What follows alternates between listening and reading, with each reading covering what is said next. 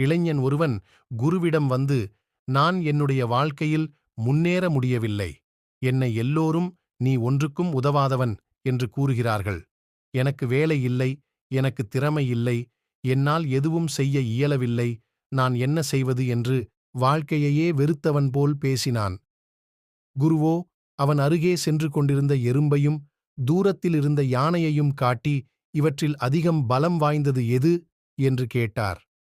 அதற்கு அந்த இளைஞன் உடனடியாக யானைதான் அதிகம் பலம் வாய்ந்தது என்று கூறினான். குருவோ சிரித்துக்கொண்டே, யானை உருவத்தில்தான் பெரியது, ஆனால் அதன் எடையின் 2 மடங்கு மேலான சுமையை கூட அதனால் சுமக்க மிகவும் கடினம். ஆனால் உருவத்தில் சிறிதாக இருந்தாலும் அதன் எடையை விட 50 மடங்கு பெரிய பொருளை எறும்பினால் சுமக்க முடியும்.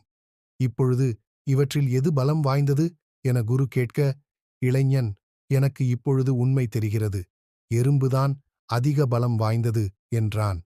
நம்முள் பல வேளைகளில் பலவிதமான திறமைகள் இருக்கின்றது. ஆனால் அவை நம்மிலே இருப்பதை அறிந்தும் அதை நாம் பயன்படுத்தாமல் இருக்கின்றோம். நம்முடைய வாழ்க்கையிலே திறமை எனும் விளக்கு இருந்தும் அதிலே நாம் தேவையான எண்ணெய் என்னும் உழைப்பை காட்டாமல் இருப்பதால் அது வாழ்க்கை என்ற ஒளியை பிரகாசிப்பதில்லை என்று குரு கூறினார்.